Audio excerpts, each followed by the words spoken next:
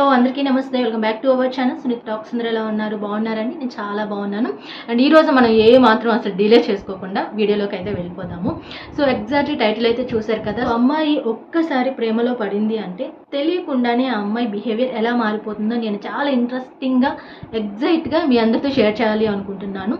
So అంటే నార్మల్గా ఒక సినిమాలో ఉంది కదా, ఎన్టీఆర్ గారు చెప్తూ ఉంటారు ఒక డైలాగ్. ఏంటి అంటే, సో మీ వెనకాల పడేంత వరకే మేము, వన్స్ మీరు పడ్డాక మా వెనకాలే మీరు అని చెప్తారు కదా.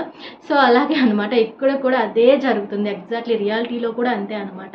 అంటే మోస్ట్లీ అమ్మాయిలు ఏంటి అంటే, వన్స్ వాళ్ళు ట్రస్ట్ చేసేంత వరకు కూడాను అసలు వాళ్ళు మంచి వాళ్ళ కాదా, వాళ్ళతో మనకి ఫ్యూచర్ బ్రైట్ ఉంటుందా లేదా, సో అసలు వాళ్ళ క్యారెక్టర్ ఏంటి, వాళ్ళ మైండ్ సెట్ ఏంటి, సో ఇవన్నీ తెలుసుకోవటానికి కొన్నాళ్ళు అబ్బాయిలను వెంట తిప్పించుకుంటూ ఉంటారు అమ్మాయిలు. బట్ వన్స్ వాళ్ళకి అర్థమైన తర్వాత, సో ఇతనితో లైఫ్ బాగుంటుంది సో అని అంటే ఏమంటారు, ఒక పీరియడ్ టైంలో వాళ్ళకి అనిపించింది అంటే డెఫినెట్లీ వాళ్ళు ఓకే చెప్పేస్తారనమాట.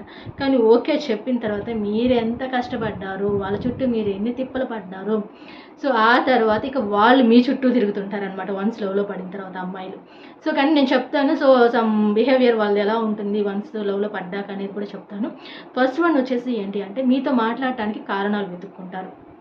సో ఫస్ట్ మిమ్మల్ని అవాయిడ్ చేసిన వాళ్ళు వన్స్ లవ్ చేయడం స్టార్ట్ చేసిన తర్వాత ఆ అమ్మాయి ఏ విధంగా మాట్లాడాలి, సో ఏ టాపిక్ తీసుకొద్దాము, సో ఎలా మాట్లాడదాము అని ఏదో ఒక రకంగా ఒక రీజన్ వెతుక్కుంటారనమాట. ఫస్ట్ మీతో కనెక్ట్ అవ్వాలి, మాట్లాడాలి, టైం స్పెండ్ చేయాలి.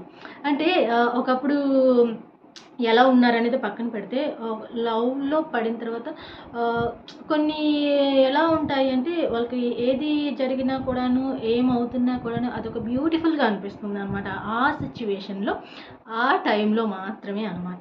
సో అది లైఫ్ లాంగ్ ఉంటుందా ఉండదు అనేది పక్కన పెట్టదు. సో ఇప్పుడు అది టాపిక్ కాదు కాబట్టి, సో ఆ సిచ్యువేషన్లో ఇంకా వాళ్ళకి ఎలా అనిపిస్తుంది అంటే, సో నిద్ర కూడా మానుకొని అయినా సరే ఎన్ని గంటల సేపు అయినా వాళ్ళతో మాట్లాడాలి అనిపిస్తుంది అనమాట ఆ టైంలో మాత్రమే అండి. అంటే లవ్లో పడి స్టార్టింగ్ స్టేజ్లో ఉన్నప్పుడు అమ్మాయిల ఫీలింగ్ అనమాట ఇది. సో గంటలు మాట్లాడాలి అనిపిస్తుంది. అది పగలని లేదు, నైట్ అని లేదు, ఎనీ టైం అనమాట మీతో మాట్లాడాలని చూస్తూ ఉంటారు. మీ దగ్గర నుంచి కాల్ వచ్చినా, మీ దగ్గర నుంచి ఒక టెక్స్ట్ వచ్చినా చాలా ఎగ్జైట్ అయిపోతూ ఉంటారనమాట. అంటే ఒక సీతకు ఒక చిలకకి రెక్కలు వచ్చినట్టు ఫీల్ అయిపోతూ ఉంటారనమాట. సో ఎవరికైనా లవ్లో పడ్డాక ఫీలింగ్ వేరే లెవెల్లో ఉంటుంది అనమాట. సో బట్ అది ఐ థింక్ అది వాళ్ళ కమిట్మెంట్ అండ్ వాళ్ళ ఇంట్రెస్ట్ని బట్టి అది జీవితాంతం ట్రావెల్ అవుతుందా, మధ్యలోనే ఆగిపోతుందా అనేది అది వాళ్ళు డిసైడ్ చేసేసుకుంటారు అనమాట. బట్ అలాగే ఇంకొకటి ఏంటి అంటే, వాళ్ళ పర్సనల్ విషయాలు కూడా అడిగి తెలుసుకుంటూ ఉంటారు. మీరు అబ్జర్వ్ చేయండి కావాలంటే వన్స్ ఆ అమ్మాయి ఎలా బిహేవ్ చేస్తుంది అంటే, సో మీరు పక్కనున్నప్పుడు కానీ లేదా కాల్ మాట్లాడుతున్నప్పుడైనా సరే డెఫినెట్లీ మీ పర్సనల్ విషయాలు అడుగుతూ ఉంటారు అనమాట. సో అండ్ నువ్వేం చేస్తూ ఉంటావు, అండ్ నీ జాబ్ ఏంటి, సో నువ్వు ఎక్కడ సెటిల్ అవ్వాలనుకుంటున్నావు, సో ఇలాంటివన్నీ అంటే ఫ్యామిలీ విషయాలు కూడా అనమాట ముఖ్యంగా అడుగుతున్నాను. ఐ థింక్ సారీ చెప్తున్నాను అనమాట. సో ఫ్యామిలీకి సంబంధించినవి కూడా ఏవైతే ఉంటాయో, మీ ఫ్రెండ్స్ అలాంటి వాళ్ళు, సో ఏదైనా కానీ పర్సనల్గా అన్ని విషయాలు అడుగుతూ ఉంటారనమాట.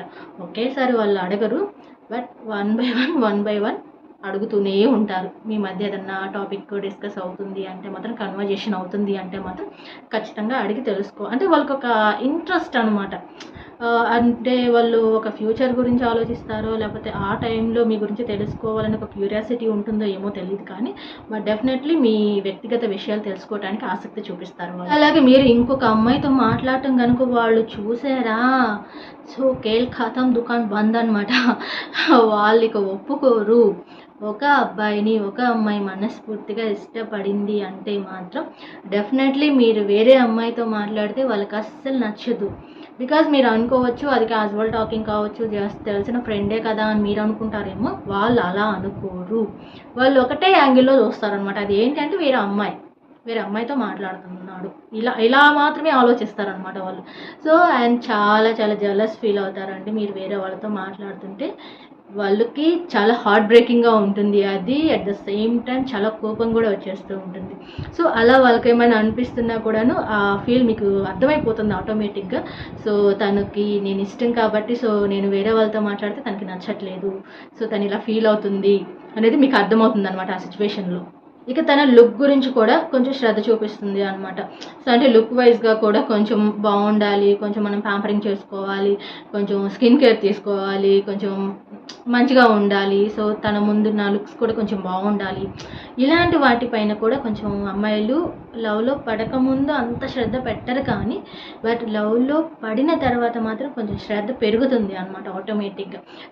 అంటే ఎలా అంటే మనం వేసుకునే డ్రెస్సింగ్ కానీ, ఇయర్ రింగ్స్ కానీ, హెయిర్ స్టైల్ కానీ కొంచెం మంచిగా నీట్గా రెడీ అవ్వాలి, సో తనకి నచ్చేలా ఉండాలి కొంచెం అని ఒక ఫీలింగ్ వస్తుంది అనమాట. సో అలా కూడా వాళ్ళ పైన వాళ్ళు కొంచెం శ్రద్ధ చూపించడం ఎక్కువ చేస్తారు.